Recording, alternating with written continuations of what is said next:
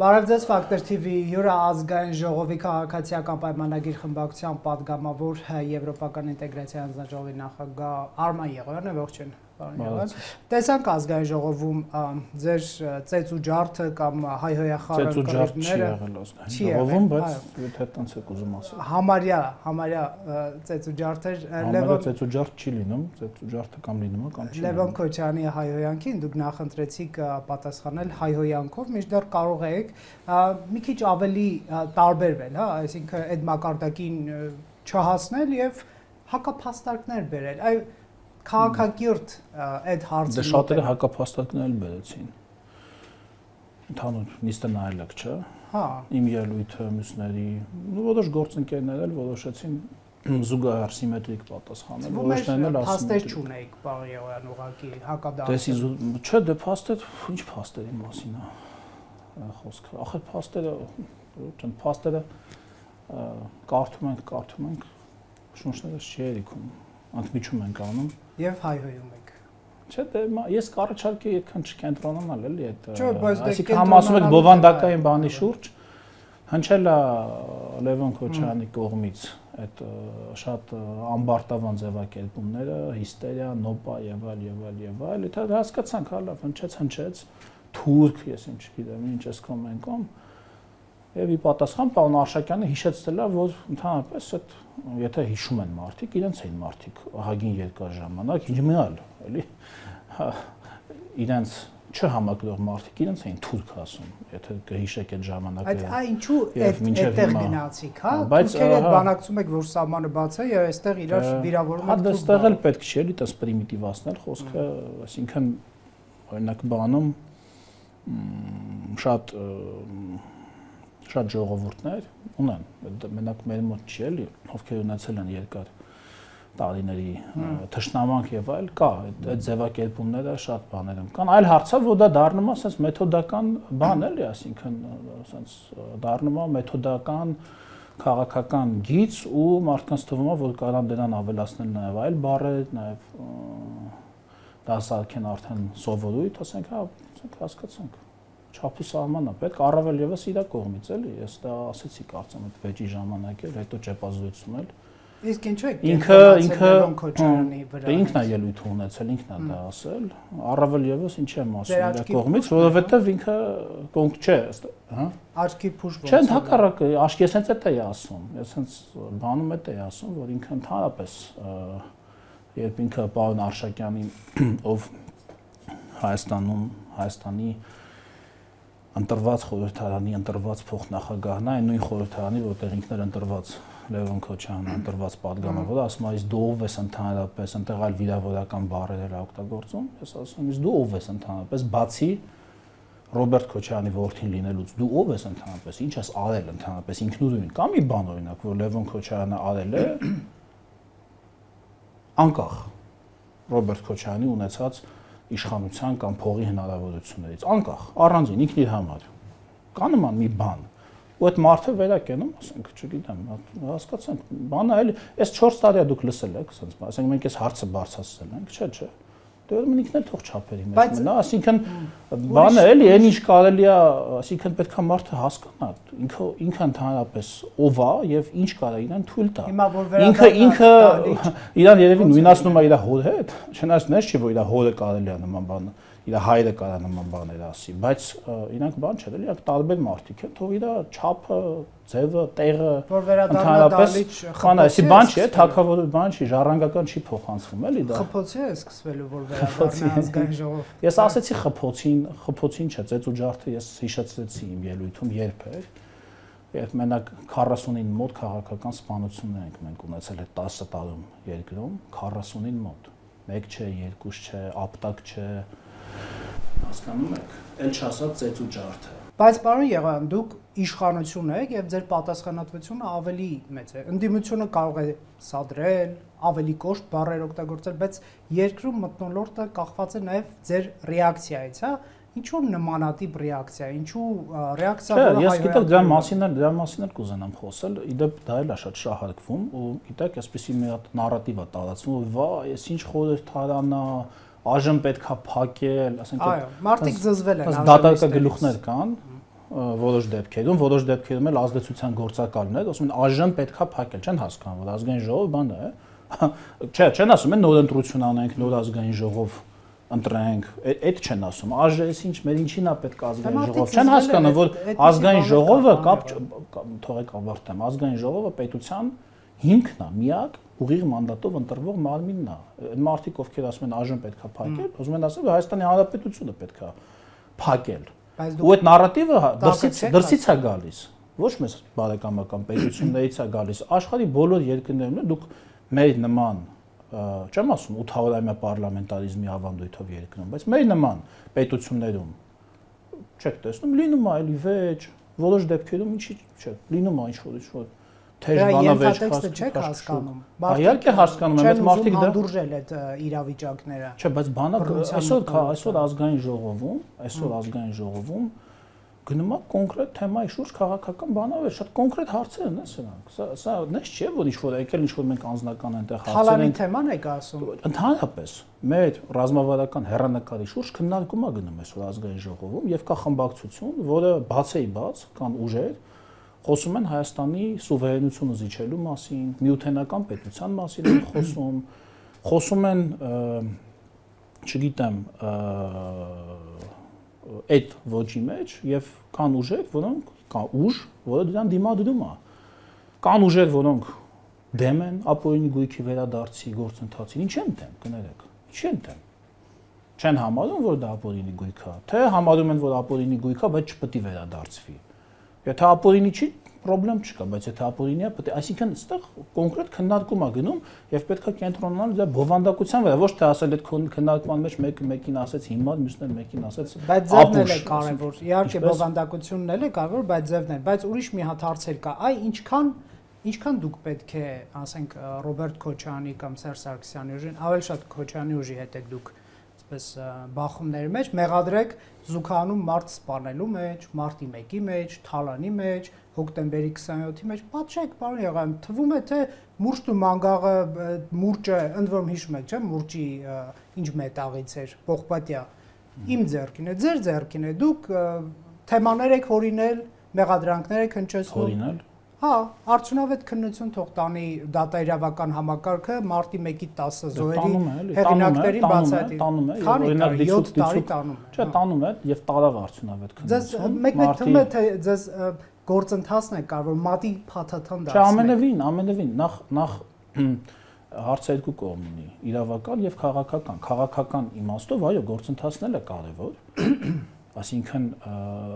մեկը մյուսից առանձին գծեր են դրանք։ Երբ մենք այսօր օրինակ խոսում ենք, չգիտեմ, ստալինյան բռնաճնշումներից, երբ խոսում ենք, չգիտեմ,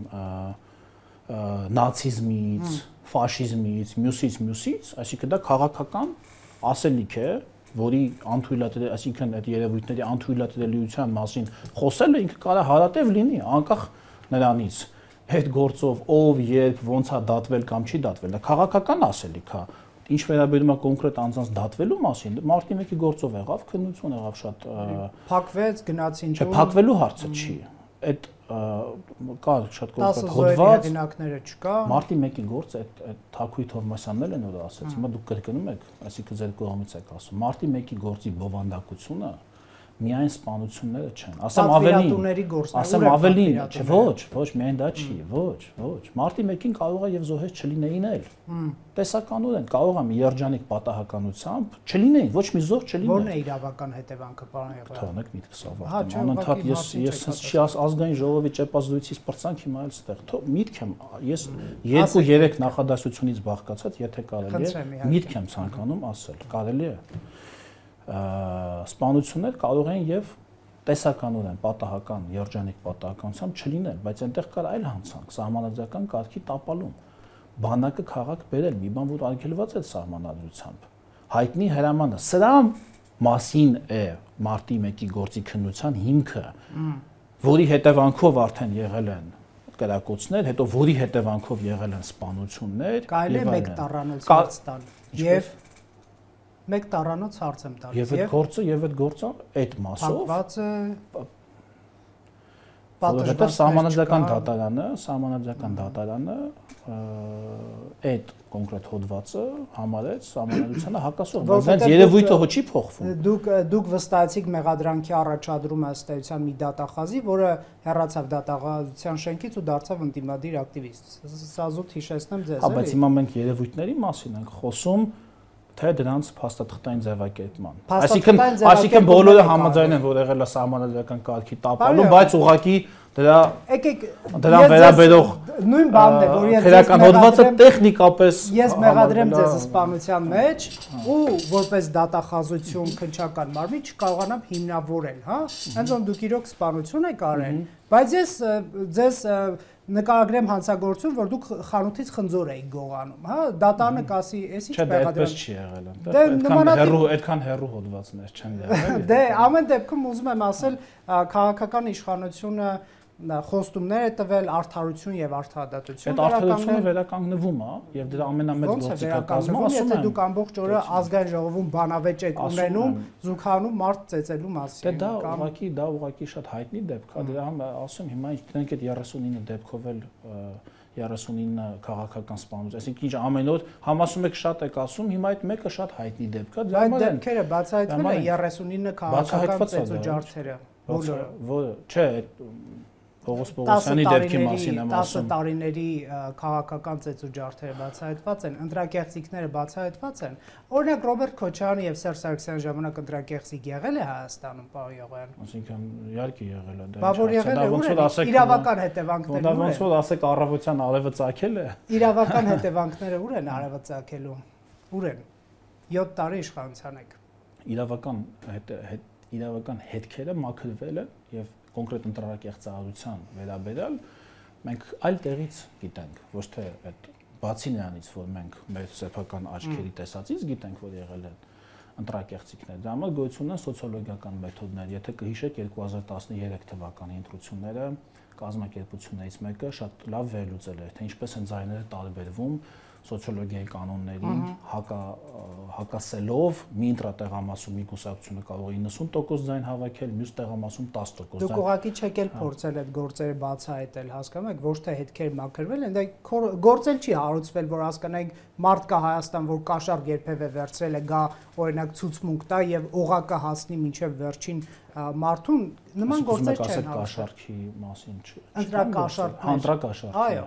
ընտրակեղծիքները համակարգային են, չէ՞ եղել ըստ տարբեր դիտորդական ընկերությունների։ Մենք հիմա կենտրոնանում ենք նրա վրա, որ ապագայում նման դեպքերը բացառվեն։ Մենք ստեղծում ենք ինստիտուտներ, որոնք անկախ նրանից թե ով է քաղաքական իշխանություն, կբացառի ապագայում նման երևույթները։ Եվ մենք այդ մշակույթն ենք այսօր փորձում ես երկրում սերմանել, ինչին բնականաբար ընդդիմանում են այդ ուժերը, իրենցից սնվող տարբեր, չգիտեմ, ձեռնասուն բաներ, էլի, այտենց ակտիվիստներ, այտենց կամ էլ ձեզ ձեռնտու չպատժված, այսպես ասենք, մարդկանց ունենալ որպես ընդդիմություն եւ անընդհատ նրանց այսպես մեղադրել ցույց տալ, որ դուք հանցագործ եք, խելոք մնացեք, ձեզ կդատենք, դուք հանցագործ եք։ Դուք ընդդիմադիրի դերը շարունակեք խաղալ։ Մի քիչ այդ ժամանակները անցել են ձեր ասած ոճի, այդ մի 10-15 տարի առաջ էր այդ ոճը գործում Հայաստանում, որ դուք հանցագործ եք, բայց սուսեք, դուք եք արել։ Այդ ոճը անցել է։ Մանավանդ որ նույնց եմ ասում, հիմա Ռոբերտ Քոչարյանի ապօրինի գույքի հայտով դատախազության տված մենակ 100 միլիոն դոլարի հասնող դրամական միջոցների մասին է գնում խոսքը 100 միլիոն դրամ դուք միայն դրամական միջոցներ դրամ չէ երևի դոլար պարոն Եղոյան տեսեք ես էլ անընդհատ իմ ներսի բանը իմ հավատնել որ չի իմ հավատնել որ կներեք քանի որ տենց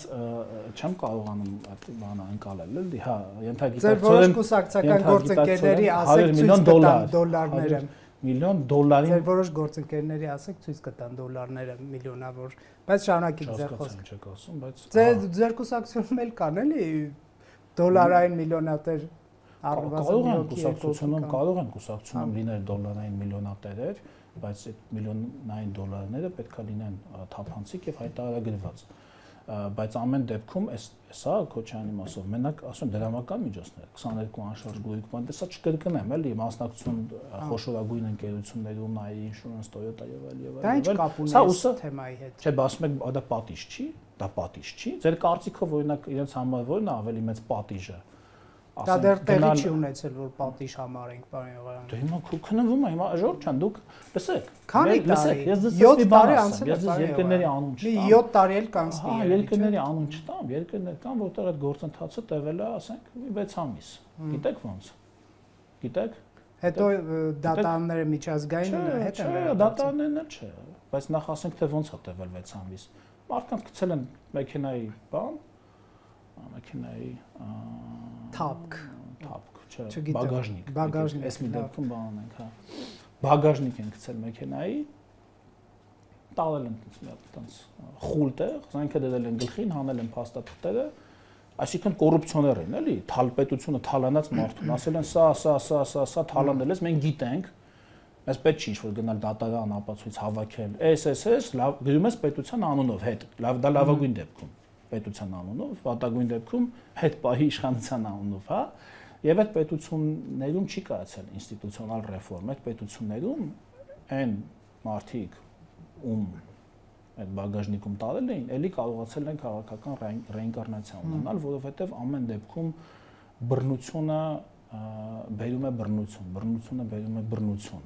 Մենք փորձում ենք դա անել ինստիտուցիոնալ ճանապարհով, թեև դանդաղ։ Հիմա ամեն օր գրեթե 2 օրը 1, 3 օրը 1 վարչապետը մի ինչ-որ տվյալ է ներկայացնում, թե ինչ է վերադարձվել պետությանը։ Հա մարդիկ ասում են, հա, մի հեկտար հող էս ինչ համայնքում, 2 հեկտար հող, հա լավ 10 միլիոն դրամ, հա լավ 20 միլիոն դրամ, հələ թվերը գումարեք իրար։ Ախ, անց բանով են ասում մարդիկ, կարծես 10 միլիոն դրամը կամ 20 միլիոն դրամը, բանա, գետնին գցած է փողոցում, էլի։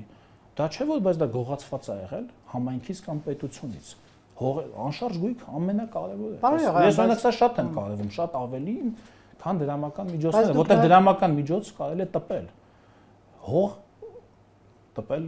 չի լինում։ Հողը դուք ապօրինի կապիտալը քաղաքականությունից չեք անել եւ օրինակ մենք կարող ենք տեսնել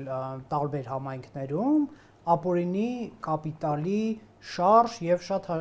հաճախ հաղթանակ։ Հա, կա այդպես։ Ապօրինի կապիտալի շարժ դե ապօրինի նկատի քաղաքական կապիտալ, թե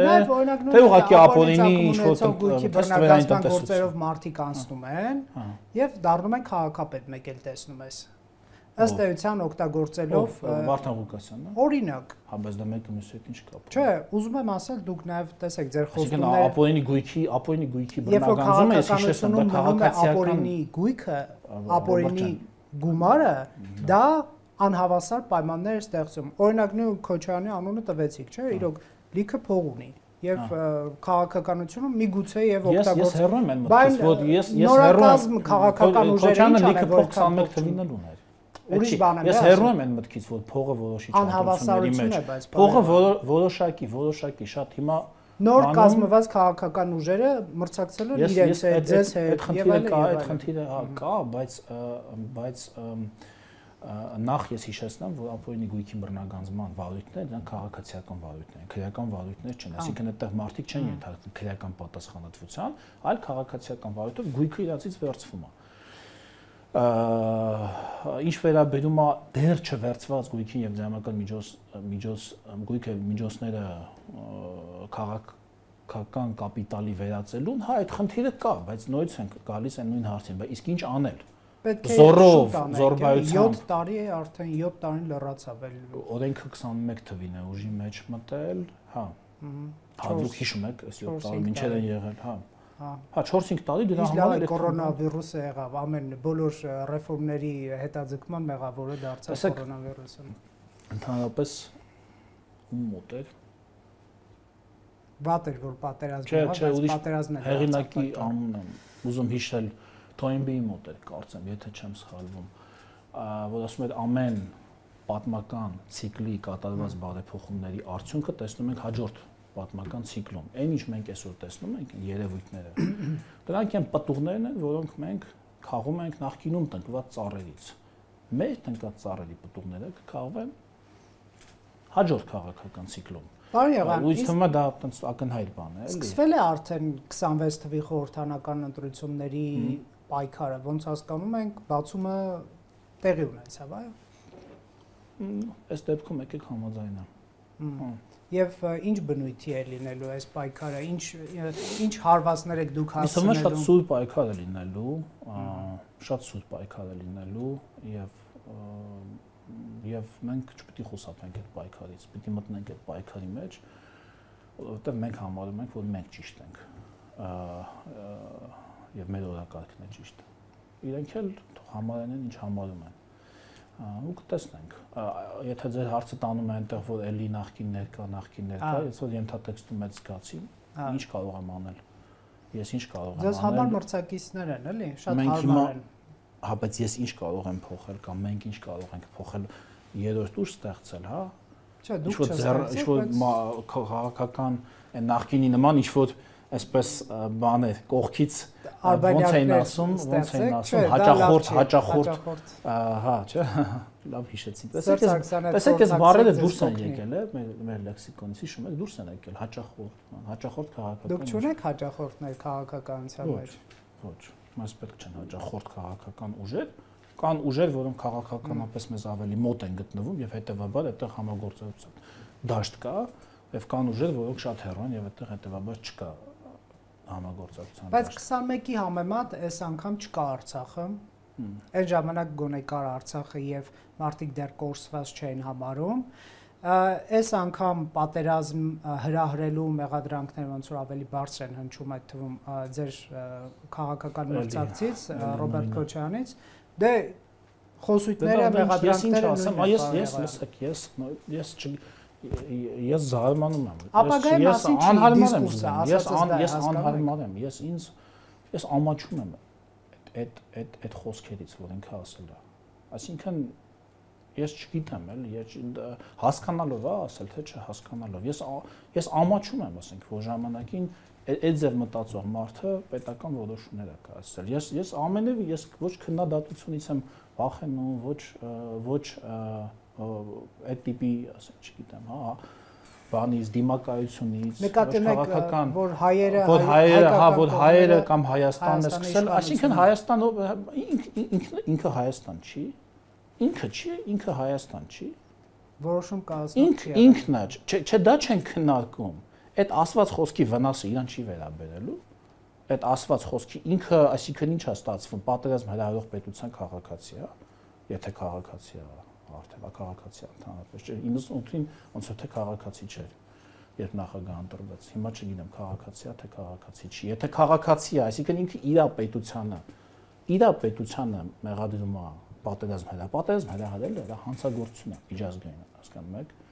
Դա բան չի, էլի, ինչ-որ ելույթ չի, ինչ-որ բանում մակի ամբիոնից բան, դա կոնկրետ հանց է։ Նույնիսկ Պուտինը չի ասում, որ ինքը պատերազմ է սկսել, ասում է հատուկ ռազմական գործողություն ենք սկսել։ Լավ հիշեցրեցիք, նույնիսկ որովհետև Ռուսաստանի քրեական օրենսգրքով պատերազմը սկսել, նույնիսկ այս Հնդկաստան, Պակիստան, այս բաները որ եղան, չէ՞, լարվածությունը որ եղավ, ռմբահարեցին նրագին բան, նույնիսկ միջուկային տերությունները իրանք այսօրվա աշխարհում չկա, սա 19-րդ դարը չի, որ ասես պատերազմ ես հայտարարում, գնում ես, հաղթում ես, հետ ես գալիս։ Պատերազմ սկսել այսօր աշխարհում չի կարելի, դա արգելված է։ Ոչ մեկ իրավունք չունի պատերազմ սկսի։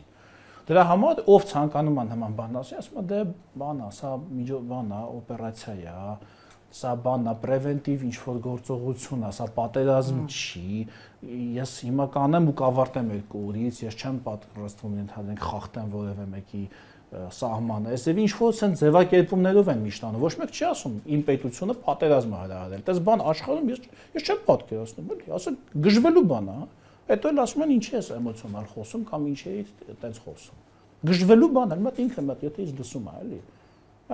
Մոտ մտած, չգիտեմ, էլի, մոտ կամ իր շրջապատի մարդիկ, հա լավ Նիկոլ Փաշինյանին չեն սիրում։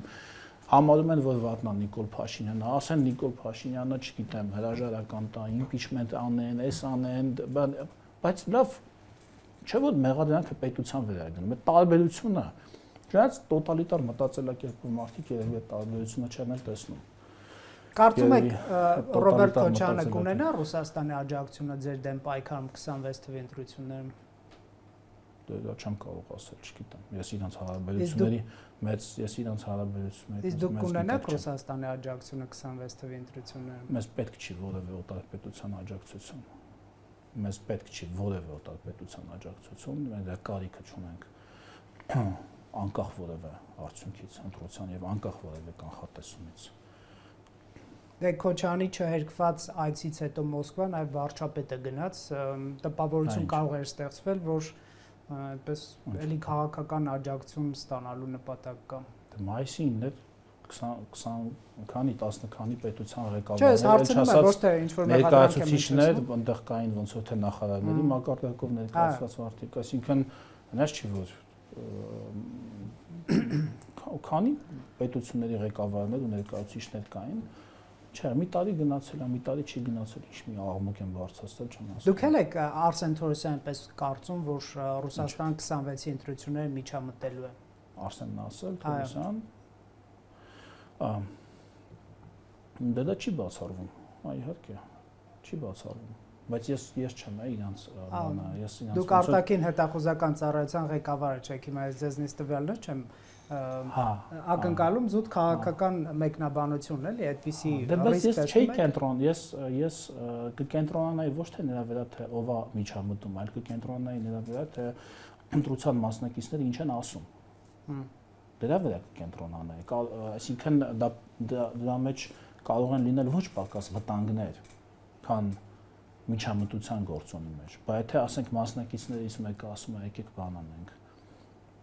դառնանք միութենական պետության անդամ կամ չգիտեմ ինչեր էին ասում այնքան շատ են սկսել նման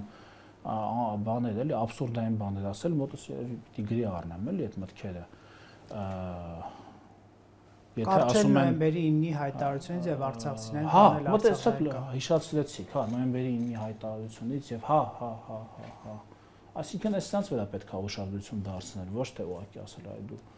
Բայց դրանք ներհաստանյան դիսկուրսի համար են ասում։ Կարող է տպավորություն ստեղծվել Ռուսաստանի առաջ են այդ մարտիկ դիրքավորվում, որ մեզ վրա խաղադրույք դրեք։ Այդ տեսեք մենք նոյեմբերի 9-ը կիրագործենք։ Թեև իհարկե այս նույն մարտիկ նոյեմբերի 9-ի հաջորդ օրը ձեզ թուրքիզմի մեջ էր մեղադրում եւ դավաճանության, որ ստորագրել եք նոյեմբերի 9-ի հայտարարությունը։ Ինչի մեջ էին։ Նոյեմբերի 9-ի հայտարարությունը ստորագրեցիք, հաջորդ օրը վարչապետը չէր երևում, հա մեղադրում են դավաճանության մեջ, որ ստորագրել եք նոյեմբերի 9-ը։ Այսօր արդեն ասում են, որ մենք կիրականացնենք նոյեմբերի 9-ը արցախցիներին տանելով Արցախ եւ այլն եւ այլն։ Այն 5 տարվա մեջ շատ բան է փոխվել այս իմաստով։ Շատ բան։ Հիմա դուք հրաժարվել եք նոյեմբերի 9-ից։ Իրանց մոտ շատ բան չի փոխվել, իրանք նույնն են, այդ ձև նման բան ասող մարդիկ նույն օպորտունիստն են, ոնց կային եւ հարմարվում են արկա միջավայրին ըստ օրվա տատանումների փորձում են հարմարվել, բայց այդտեղ շատ ես չէի ուզենա այդ նեգատիվի վրա կենտրոնանալ, բայց կուզենայի պոզիտիվի վրա կենտրոնանալ, մեր անելիքների վրա կենտրոնանալ, այս բարդ աշխարհակաղակական իրավիճակում մեր պետության դիմակայունությունը բարձրացնելու մասին մենք խոսեինք, մեր հանրության նյարդերը չկա այդպիսի բանավեճ, ինչպիսի գործիքակազմեր կիրառել, որ Հայաստանը ավելի ուժեղ լինի, ասենք, ինչպիսի անվտանգային համակարգ կառուցել, ինչպիսի տնտեսություն,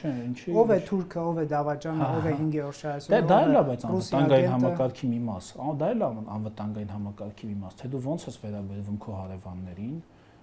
դա էլ, ասենք շենքում ապրում ես, հա, ունես 4 հարևան, բա քո անվտանգային համակարգի մի մաս չի, այդ հարևաններից ում հետ ինչ հարաբերություններ ունես եւ իրանք այդ կոնտեքստում իրար հետ ինչ հարաբերություններ ունեն։ Բա դա էլ է շատ կարևոր թեմա, ու լավ է որ այդ թեման հիմա իրանք բացել են, եկեք ձեր եւ ընդդիմության տարբերությունները այս իմաստով որոնք են։ Ես մի տարբերություն կշեշտեմ, մեկ բառ։ Դուք արժանապատիվ բառը չեք օգտագործում, նրանք օգտագործում են, որ մենք կգնանք արժանապատիվ խաղացան Ադրբեջանի Թուրքիայի հետ, այսինքն դա նշանակում է, որ սեղանին կդրվեն նաեւ մեր պահանջները, մեր ակնկալիքները, իսկ դուք քան որ դավաճան եք, թուրք եք, ծախող եք եւ այլն, չեք դնում, արցախատյաց եք, օրինակ արցախցիների վերադարձի հարցը չեք դնում սեղանին, նրանք կդնեն, այդ ձեր տարբերությունները օրինակ դե եթե դա է դավաճան թուրք եւ ինչա բան, ասեմ որ իրանք էլ չեն դնելու։ Ես հիմիկվանից իրանք էլ չեն դնելու այդ հարցը, ասեմ։ Ոնց չեն դնելու, եթե ասում են նոյեմբերի 9-ից կկարճենք եւ արցախցիներին հետ կտանենք։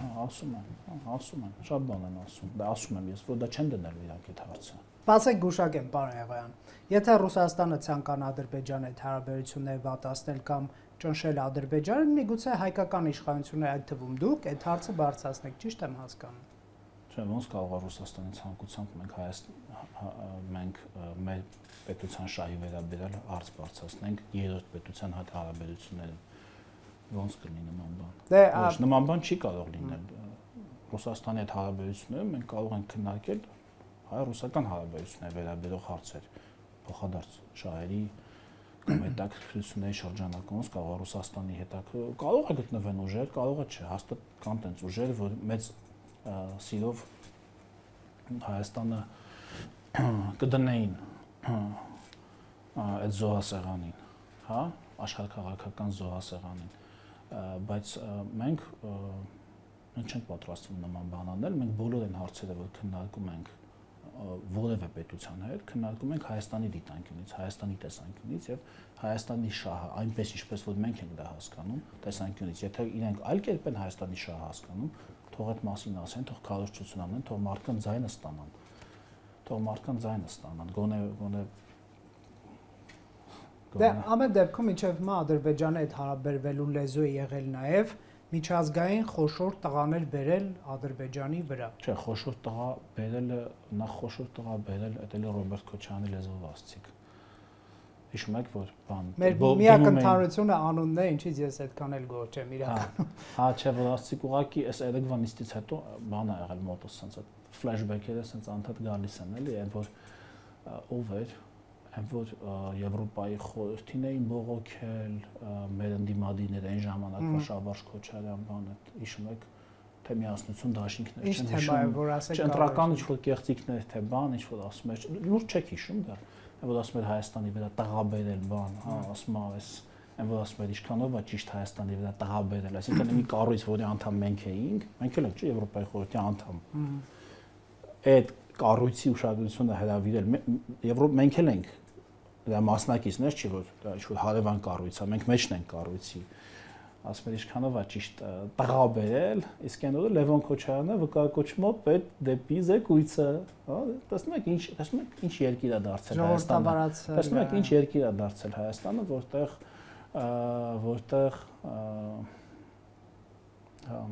որտեղ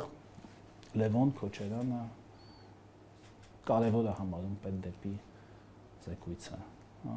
ինչ մետամորֆոզներ են մեր երկրում տեղի ունեն, ու դա լավ է, Քրեական բռնապետությունից պաշտպանվելու միջոց է, մարդուն ոստիկանները բռնության են ենթարկվել, մինչև հիմա մամուլի ազատությամբ աշխարհում 34-րդ տեղը զբաղեցնող երկիրն է։ Ես Լևոն Քոչարյանի իրավունքների խախտումներից եմ խոսում, ոստիկանները բռնության են ենթարկել եւ չէ, հասկացանք, հա, բայց չի, այսինքն բռնապետական իրավունքների խախտումից եք խոսում, իրավունքի խախտումից խոսանք։ Այդ իրավունք չի տալիս ասել Հայաստանի Հանրապետությունը բռնապետական երկիր է։ Իրավունքի խախտում, եթե տեղի ունեցել, հասկանանք, որ տեղը տեղի ունեցել։ Բայց ընդդիմադիրները դեմ ծեծերը բռնապետականը համակարգ է, բռնապետականն է, որ sense իրավունքի ոչ թե խախտում է տեղի ունենում, այլ կասեք մեկ ոստիկանի անուն, որը պատժվել է ընդդիմադիրները ծեծելու համար։ Մենակ չասեք ընդդիմադիրներն չեն ծեծել փողոցներում։ Ում են ծեծել։ Ասացի Լևոն Քոչարյանին օրինակ։ Դե գործ ես տեղակ չեմ։ Աշոտ Սիմոնյան։ Ես տեղակ չեմ, բայց արդեն քննություն կա։ Չէ, չեմ ասում դեպքից տեղակ չեմ։ Մեղադրյալներ չկան, ընդդիմադիրների ծեծելու դեպքերով չկան։ Ես չգիտեմ դրա մասին, բայց ամեն դեպքում թվում է դուք ոստիկանությանը ասում եք ծեծեք ընդդիմությանը, երբ որ մենք կհրահանգենք եւ անպատիժ։ Դուք իմ ելույթը լսել եք երևա։ Որ ելույթը դուք այնքան ելույթ։ Այն վերջի ելույթը։ Այո։ Ասենք որն է ոստիկանության ծեծը, էլի, ասենք ծեծ ոստիկանության ծեծ մրցում եք նախկինների հետ ոստիկանության ծեծի ուժգնությամբ, հա, եթե նախկինում ծեծում սպանում եք, դուք գոնե չեք սպանում։ Շնորհակալ ենք, պարոն Եղայան, որ չեք սպանում։ Ուղղակի երբ որ դուք պիտի ինչ-որ բան բարելավեք, ինչ-որ մի իրավիճակ, այդ եմ ասում, այն ժամանակ սպանում են, հիմա չեն սպանում, բարելավված է, այո։ Թողեք խոսամ, էլի, երբ որ ինչ-որ բան պիտի բարելավեք, այդպես չի լինում, որ ասենք ուզում եք ես բաժակը ջուր լցնել եւ ասես մի անգամից ջուրը հայտնվի։ Այդ ջուրը լցվում է, կամ աստիճանաբար, սկզբից ավելի քիչ, հետո շատ եւ դա լինում է աստիճանաբար։ Բարեփոխումն էլ է լինում աստիճանաբար եւ մեր ոստիկանությունն էլ իդեպ սա էլ ձեզ ասեմ։ Երբ մենք փորձում ենք բարեփոխում իրականացնել, օրինակ բարեկային ծառայություն ենք հիմա ստեղծել, երբ ասում ենք պետքա իրենք ստանան բարձր աշխատավարձ։ Դուք տեսել եք ոնց իրենք հարցակվում խոսքով էլի, բարեկային ծառայության վրա տեսել եք։ Ինչ են ուզում։ Այսինքն իրանք ինչ են, նույն ոստիկանական, նույն մարդիկ են, չէ՞։ Այսինքն երբ ասում ենք եկեք նոր մարդիկ ընդունենք, ովքեր միգուցե այդ համակարգում եղած բարքերին այդպես ծանոթ չեն, դա իրենց համար խորթ է, նոր մշակույթով մարդիկ կան, ասում են չէ, բա ինչ աշխատավարձ, ինչ բարեկային ծառայություն, ոչ մի տող աշխատավարձ ոստիկաններին, հա։ Հետո երբ ինչ որտեղ որևէ ոստիկան անում է այն չէ, էլի դրան ինչ որ գործողություն անում, որը կարող է եւ օրենքի տառի մեջ լրիվ չի տեղավորվում, որտեղ շատ հաճախ ինքն էլ կարող է այդ օրենքի տառի սահմանը մի քիչ այդպես լավ չիմանա, թե որտեղ է այդ գործողությունը հատում օրինականության տառի սահմանը, հա։ Երբ ասում ենք եկեք աշխատենք այդ ուղղությամբ, ուղղենք, ման ասում են չէ, ոչ մի դրան, ոչ մի լումա, որ ես ինչ եք անում, ոստիկաններին փող եք տալիս, որ բան անեն, բայց սա մասին ինչ կասեն։ Փոխանակ ասեն, հա եկեք բարեփոխենք, ֆինանսավորումը ավելացնենք, արժանապատիվ սոցիալական երաշխիքներ տանք մարդկանց, որ այդ մարդիկ իրենց աշխատանքի որակի վրա կենտրոնանան, դրան ինչի են դեմ։ Գոնե մեկ ընդդիմադիրի ծեծ պետք է բացահայտվեր էլի պարոն Եղոյան եւ պատժվեր դատարանին, չեղավ։ Ես նույնիսկ որ հիմա ասում եք ծեծ, գիտեք, ես մի քիչ նոր հիմա էլի կասեմ, դաշնակցության գրասենյակի դիմաց, որ չգիտեմ, քանի հոգով ոստիկանները, կարմիր բերետավորներ ծեծում են դաշնակցականին։ Չկա, մեղադրյալ չկա, հայտնի չի։ Հա։ Այո։ Եթե եղել է ծեծ, չեք տեսել դուք այդ կադրերը։ Դուք տեսնում եք մենք հպականների դեմ հայոյանքները եւ բռնության դեպքերը։ Չէ, շատ դեպքեր։ Ուղղակի ես կներեք, էլի կարողա կոնկրետ ձեր ասած կադրերը չեմ, բայց եթե եղել է առաջարկում եմ պարոն Եղոյանին ծանոթացնել այդ դեպքի հետ տեսանյութեր։ Առանց ծանոթացնելու եմ ասում, եթե եղել է, առանց այդ հավատում եմ ձեր խոսքին, ես հավատում եմ, պետք չի դաշնակցականներին ես կարիքը չունեմ որ դաշնակցականներին ինչ-որ բանի հետ ծանոթացնեն, դաշնակցականները թող գնան իրանք Չէ, տեսանյութը գոնե ցույց տան, դա նկատի ունեք։ Իրանց անելիքների հետ ծանոթանան, ինչ էի ասում, եթե եղել է քրեաիրավական իմաստով, եթե դա եղել է, իհարկե դա պետք է ունենա որոշակի հետևանք, ասում եմ, ու նկատի ունեմ այն ինչ ասում եմ, էլի ոչ թե ասելու համար եմ ասում։ Այդ պետք է բառը ոնց անենք, որ պետք է չլինի, էլի, ունենա հենց հետևանք, ասում եք պետք է ունենա, չունի հիմա։ Ինչու՞ չունի, ասածս դա է։ Չունի, ինչ անեմ, առաջարկում եք մյուս հարցը պատասխանեն այդ հարցը ուղղեմ ներքին գործերի նախարարի ներկայացուցիչների դեմ դեպքերը հայհոյանքներ պատժվում են։ Հայհոյանքը նկատի խուլիգանություն երևի թե նկատի ունեք, հա։ Սպառնալիք, տեսեք դուք կոնկրետ քրեաիրավական գնահատական եք տալիս։ Բա ինչ է գնահատական տամ, Ժողովուրդ, այդ էլ եղավ բանի դեպքը, մասիվի դեպքը։ Այն մարդիկ մարդ են ծեծել, գործը հարուցել են, հոդվածը դրել են ծեծ, ասում են ինչ եք հոդվածը դրել ծեծ։ Այն մյուսի վրա то есть մեղսագրել են, էլի հոդվածը դրել են։ Մեղսագրել են խուլիգանություն, ասում են ինչ եք դրել խուլիգանություն։ Նա ավելի ծանր է։ Այսինքն դա բան է, ճաշակի հարց է։ Դե ուրեմն եկեք փոխենք սանկցիան, ուրեմն եկեք ծեծի սանկցիան հավասարացնենք խուլիգանության սանկցիայի։ Եթե հաճախ կյանքում խուլիգանության հետևում է ծեծ, եկեք տենց անենք, որ Դե ասածս այն է, որ առաջարկ բերեն, վարչապետին հայհոյողները սպառնացողները կանգնում են դատարանի առաջ, եւս մի դեպք կար պապիկի մասնակցությամբ, ընդդիմությանը ոչ, այ անհավասարությունը այստեղ է, էլի, պարոն ասածս դա էր։ Հա, բայց ես դժվար ինչ-որ քաղաքական տեղ դժվար ինչ, չէ, ոչ թե համաձայնեցի, ասում դժվար է ինչ-որ քաղաքական ինչ-որ ընտրանք լինի, էլի։ Հիմա կրքերը թեժանում են 26-ին ընդառաջ, ազգային ժողովում տեսնելու ենք հայհոյանքներ, ոնց հասկանում եմ մարդկանց նյարդերը պինդ լինեն ավելի։ Մարդկանց նյարդերը ընդհանրապես Հայաստանում ապրող մարդկանց նյարդերը եւ մեր տարածաշրջանում ընդհանրապես ապրող մարդկանց նյարդերը եւ ավելի գլոբալ 2025 թվականին այս աշխարհում ապրող մարդկանց նյարդերը պետքա պինդ լինեն, որովհետեւ ժամանակները շատ խառն են, անցումային են, սպասելի շրջադարձերով եւ պետք չէ ամեն ինչից միանգամից բանան այդպես հերսոտել, այդպես բոյբոքվել, նյարդայնանալ եւ էմոցիոնալ ռեակցիա տալ, պետք է ամեն ինչ ճշտել։ Բան ստուգել, նոր հետո ինչ-որ ռեակցիա տալ, հատկապես երբ մենք այսօր գտնվում ենք նաեւ հիբրիդային պատերազմների դարաշրջանում, երբ հասարակությունների դեմ կարող են սադրանքներ իրականացվել ինֆորմացիոն շատ լավ բան եք ասում, շատ լավ բան եք ասում, բայց ինչու ռուսական ալիքները անջատված չեն, որ մեր դեմ հիբրիդային պատերազմներ չլինեն։ Այդ հիբրիդային հենց իմաստն, տեսեք, դուք արդեն սխալ ախտորոշեցիք։ Հիբրիդային պատերազմը անպայման չի։ Ալիքներով իմպետությանը մեղադրում են ինչ-որ բանի մեջ, պարոն Եղոյան, եւ իմ հասարակությանը ասում են դուրս արի փողոց, եթե դուրս չգաս ցեղասպանություն կլինի Արցախում օրինակ, հա։ Եվ հասարակությունը ոնց պատասխանեց։ Չէ, դուք պետք է այդ խորհակները փակեք։ Դուրս չեկա ըստեյության, բայց ձեր հույսը փաստորեն հասարակության ողջախոհությունն է։ Դուք որպես իշխանություն անելու բան չունեք։ Պաշտպանելու մարդկանց գիտակցությունը ինֆոտերորիստացիան։ Ընդհանրապես հասարակության ողջախոհությունը շատ ընդհանրապես կյանքում մարդու ողջախոհությունը շատ կարևոր է, ամեն ինչ չի, որ պետությունը պետքա այդ բան տոտալիտար պետություններում է, որ պետությունը ամեն ինչ չափում, ձևում, օրական քանի գրամ հաց մարդը պիտի ունի եւ քանի հատ շոր պիտի հագնի։ Դուք Հայաստանի ինֆոդաշտում հիմա ուրիշ բան եմ ես ուզում ասել, հիբրիդային, եթե ձեզ թվում է, որ այդ հիբրիդային պատերազմը ինչ-որ հերոստաբաց հերոստալիքով է, միայն ամեն ինչով է։ Հիբրիդային այսօր բանում դուք եթե նայեք հա կան պետություններ, որտեղ եւ փակ են այդ ալիքները եւ այդ պետությունից չի որ եւ այդ պետություններում կան ավելի խորքային խնդիրներ, կան ավելի մեծ բևեռացում, քան Հայաստանում եւ ընդ որում խոսքը շատ ավելի մեզանից շատ ավելի մեծ, շատ ավելի հարուստ ՆԱՏՕ-ի ԵՄ-ի անդամ երկրներ անդամ պետություններ, այսինքն դա բան չի էլի ամեն ինչ այս սովետական ոճով պետք չի անում պետություն էս արա բայց դուք տրոյական ձի եք թողել մեր ներսում ճաշիկը դուր պետություն բանը արա դուրը փակի փչում ապատողանը ինչի՞ չէ թուրքական ալիքները հերարցակում ինչ տարբերություն ռուսական ալիքների մեջ եւ թուրքական որ այդ համատությունը դուք ասեցիք ես չարեցի երկուսն էլ օտար պետություն են հա այդ իմաստով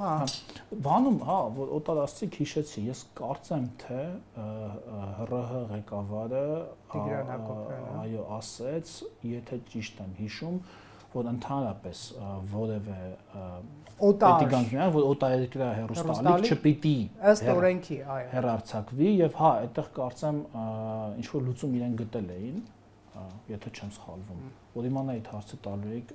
այդ հատվածին ավելի ուշադիր խոսում եք հիբրիդային պատերազմներից եւ հասարակության ասում եք պատրաստ եղեք բայց որպես իշխանավոր նրան չեք պաշտպանում ինչով որ կարող եք ասածս դա է պարոն Եղոյան այսինքն տեսեք նույնիսկ այն ժամանակ եթե հանձնաժողովների մակարդակով էր ռուսական հեռուստալիքների հարցը բանակցում հիմա ԱԳՆ-ների մակարդակ է հասցվել այսինքն ավելի է բարդացվել խնդիրը ասածս դա էր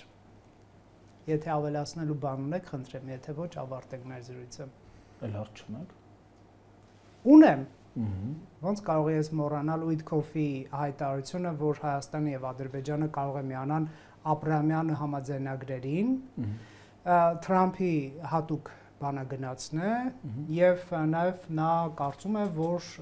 այս երկրները շատ մոտ են հակամարտության վերջնական կարգավորմանը եւ հատուկ բանագնացը հիշում եք շաբաթներ առաջ նաեւ ասել էր, որ Միացյալ Նահանգները ժամանակ կծախսի այն հակամարտությունների կարգավորման վրա որոնց արդյունավետ լուծման շանսեր կան։ Կխնդրեմ ասեք մեր ԱԳՆ-ն նաև ասաց, որ այո մենք որոշ քննարկում ենք ամերիկյան կողմի հետ երկխոսության շրջանակում տարբեր թեմաներ, ռազմավարական գործընկերությունը, այնպես էլ տարածաշրջանում խաղաղության հաստատմանը նպաստող նախաձեռնություններ, որոնք կարող են նոր հնարավորություններ տալ։ Սա ինչ է նշանակում։ Ինչ ասված է, դա նշանակում է, հա, կա ամերիկյան կողմի ընդհանրապես ի հեճուկս որոշ կանխատեսումների, թե ԱՄՆ նոր վարչակազմը չի պատրաստվում ընդհանրապես աշխարհում տարբեր տեղերում թեժ կետերով զբաղվել, միջամտել եւ այլ, հեճուկս այդ կանխատեսումների ԱՄՆ-ն ամեն դեպքում տեսնում եք ինչքան ակտիվ է։ Չափազանց ակտիվ է։ Ինչքան ակտիվ է, ուղղակի ոճն է ուրիշ, այսինքն այդ ակտիվության ոճն է ուրիշ, ոչ թե ինտենսիվությունը։ Եվ իհարկե հասկանալի է, որ ԱՄՆ-ն ցանկանում է ունենալ հաջողություն, խաղաղարար իր ջանքերի մեջ ունենալ հաջողություն, ու քանի որ ուկրաինական հարցում, այսինքն Ուկրաինայում պատերազմի դադարեցման հարցում այդպես ոնց որ թե շատ բարդ է, ոնց որ թե բարդ է գնում այդ process-ը, կարծում եմ, որ իրենք ցանկանում են, եթե այնտեղ հիմա չի ստացվում, գոնե հիմա մի քիչ ավելի նվազ բարդության կոնֆլիկտներում խաղաղ առաքելություն ունենան եւ մենք ամենևին դրան դեմ չենք եւ համարում ենք ամերիկյան դիրքորոշումները եւ ազդեցությունը շատ դրական ու շատ օգտակար եւ կարծում ենք, որ բերում են դրանք որոշակի հավասարակշռություն մեր տարածաշրջան տարբեր ձևաչափերում իրենց աշխատանքը տեսնենք, ես համոզված եմ, որ ԱԳՆ-ն այդ ուղղությամբ աշխատում է։ Իսկ կա քննարկում համաձայնագրի, քանի որ արդեն 17 դրույթները համաձայնեցված են,